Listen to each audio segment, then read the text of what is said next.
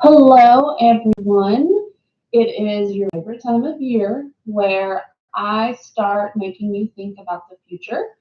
And if you were here last year, you went through this with me. If you are new, this is a great way to really figure out your services. And if you think of any questions or find any questions during this process, you will be better equipped to start the new year off with your services. And at least that's one thing that you'll have off your list that you won't have to worry about in December or January.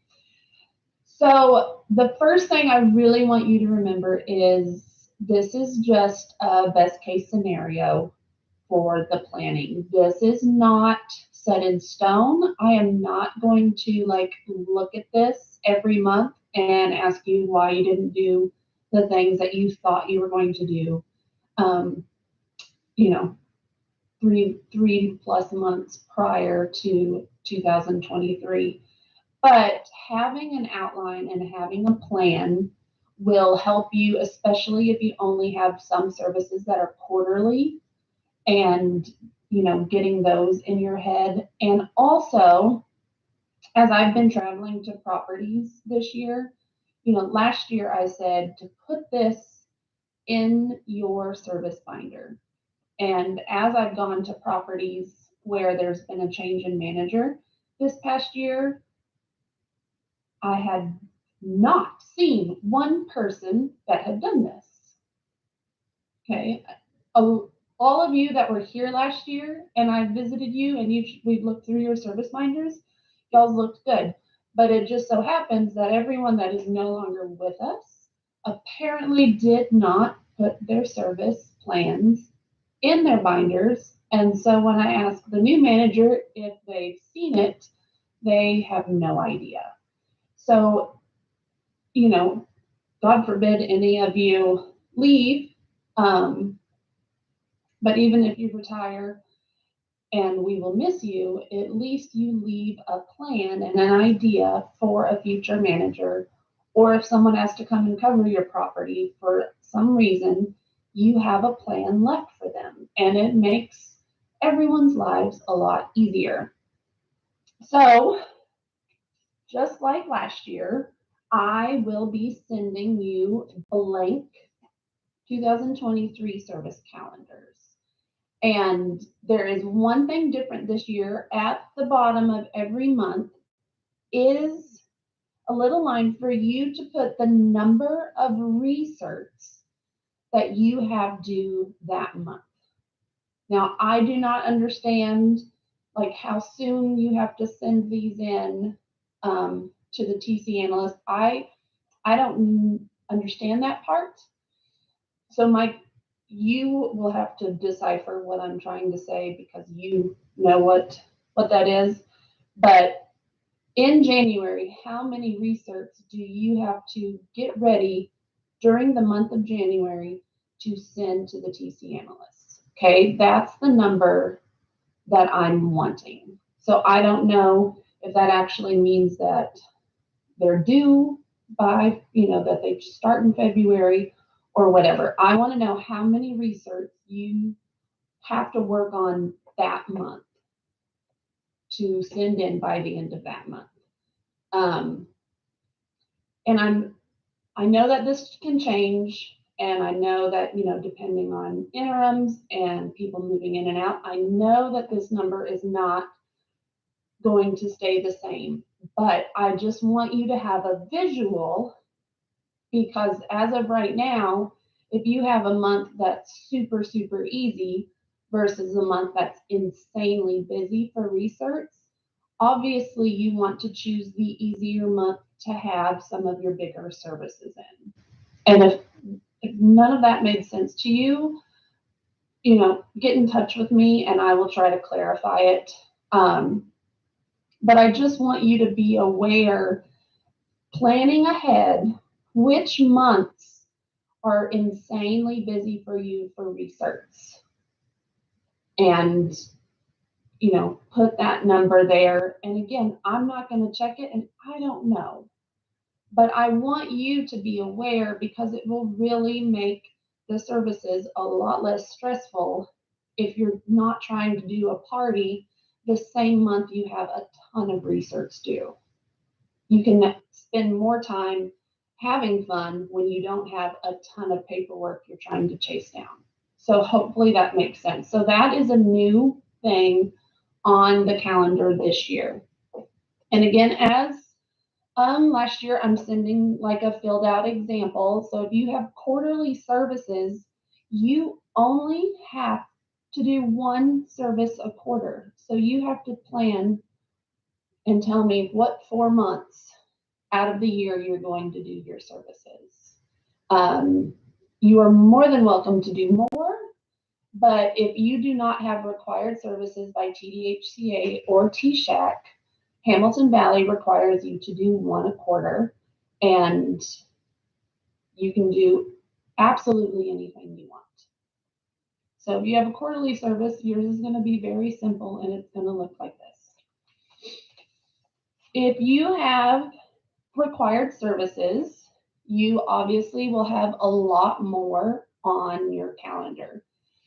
Down here at the bottom, if you have services that you do every single month for your residents, weekly home chores, notary, food pantry. And a note on food pantry, Hamilton Valley wants you to have your food pantry open during business hours, period. I know TDHCA only says that you have to have it open once a month, but if you're only opening your food pantry once a month and only 2 people are using it, you need to have it open every single day that you are in the office. Now, if you have 1 day a month that you get like a huge donation, you can advertise that, hey, on this date, we're going to have the food bank come in. And so this would be a great day for you to come get a lot. But you need to have stuff in your food pantry during business hours, all business hours. Side note. I don't expect you to write this 12 times. So if you do something every single month, you can make a note of it at the bottom. And then up at the top, really focus on any quarterly or special services that you have. A lot of you have quarterly financial services. A lot of you have quarterly law enforcement partnership services. And quite a few of you have workforce solutions partnerships, WIC partnerships. Any of those that you don't do every month, put on here so you can have a visual knowing when you need to be thinking about planning those services. And then last but not least, we have our lovely bond group where you have services by TDHCA and TSHAC. Again, I've put at the bottom services that happen every month with TSHAC, services that happen every month with TDHCA, and then filled in the remaining requirements in the calendar.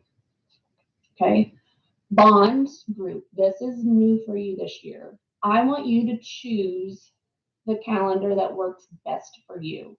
If this is all you need to get prepared for next year, this is all I'm going to ask you to do this year. Okay, if you benefited and this really helped you, the long service plan that is like 1 page per month, you may also do this one. If you want to do this one, get with me, and we can follow up on it. But if you are okay with just this 1 page as your visual, this is all I'm going to ask from you this year because you've had over a year to get into the routine, and I think this is all that you need.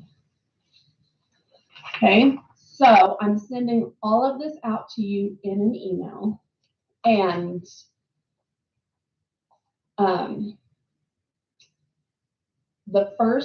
the main thing is you're going to fill this out and send it back to me.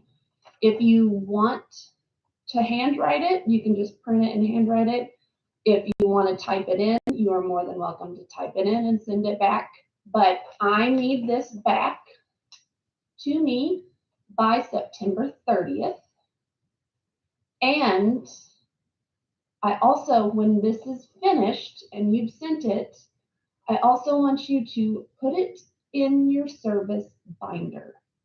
If you do not have your service binder and you are confused, I will send you the link to the video that explains the service binders, because you all need a service binder.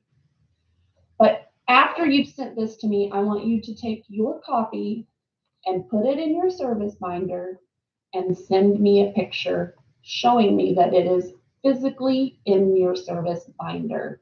You can email me the picture or you can text it to me, but I want to see that you've taken the time to put it in your service binder so that when I come to visit you, I can see it. Okay? Please, if you have any questions, send me an email, give me a phone call. If we need to set up a one-on-one Teams call, we can do that. But again, this is to help you get ready for next year, to try to make life a little easier as we get into the crazy end of the year madness.